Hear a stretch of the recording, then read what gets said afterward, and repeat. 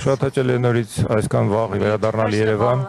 Նախ եւ առաջ ես կուզեի շնորհավորել ձեզ ընտրական հաղթանակի կապակցությամբ։ Այս ընտրությունները եւս մեկ անգամ ցույց տվեցին ամրությունը Հայաստանի ժողովրդավարության, Թավշյա հեղափոխության ոգին, որը դուք առաջնորդեցիք 18 թվականին, կենդանի է եւ բարգավաճում է։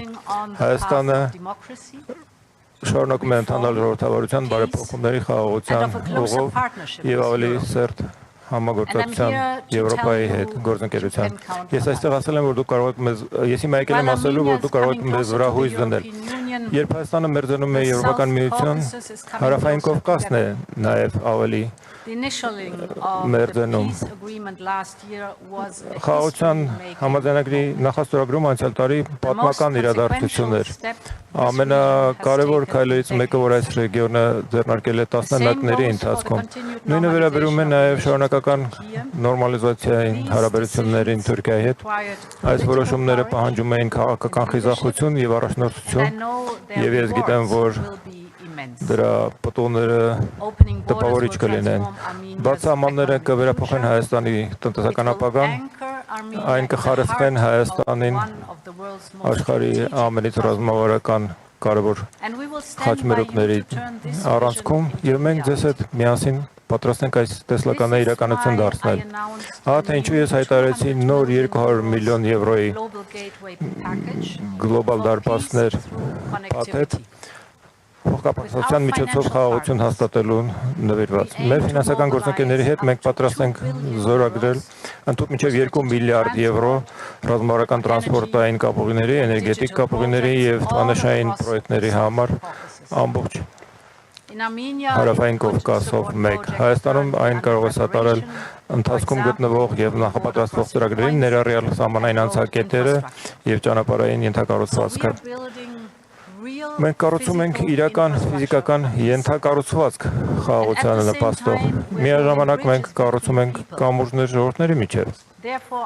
Ուստի ես նաև հայտարարեցի 20 միլիոն եվրո խաղաղության նպաստող ծրագիր, որը նպատակ է հետապնդում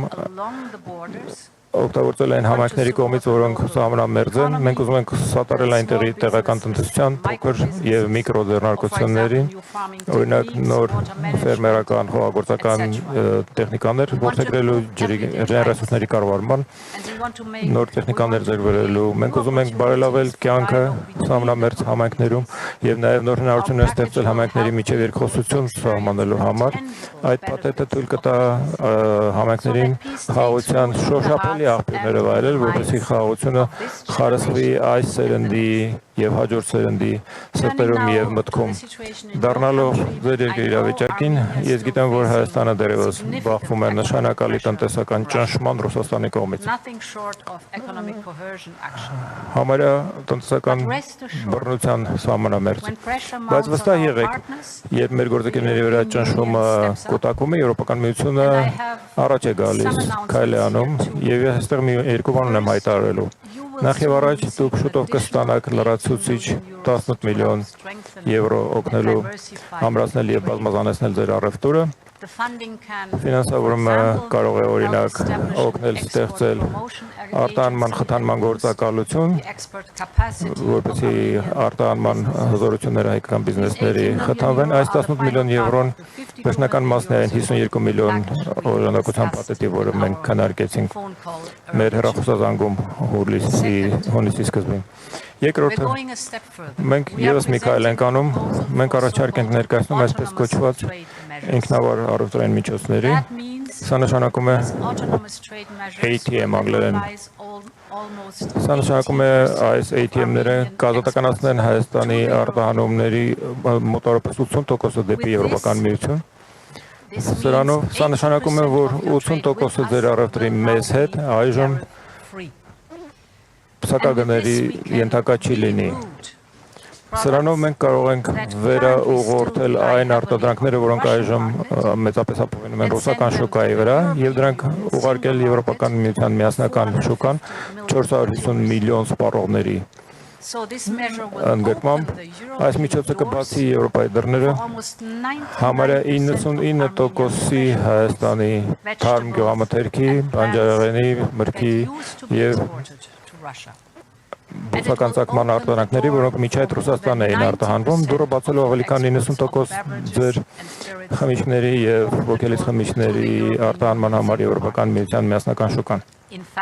Փաստորեն, վերջին ամիսների ընթացքում մենք ականատես եղել ավելի եւ ավելի մեծ ծավալների հայկական ծաղիկների ժամանմանը մեր շուկան, եւ սա գեղեցիկ խորհրդանիշ է նոր գլուխ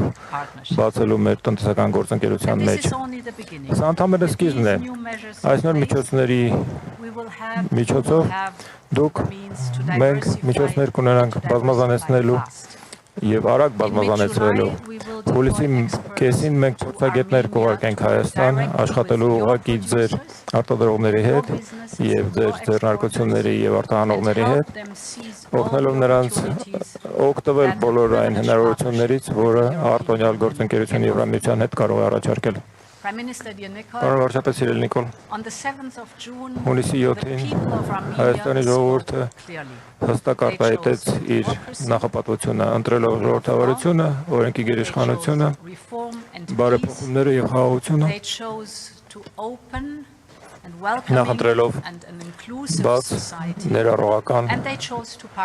ողջունող հասարակություն եւ գործընկերություն Եվրոպական միության հետ։ Մենք միասին այժմ այդ նկարտումները պետք է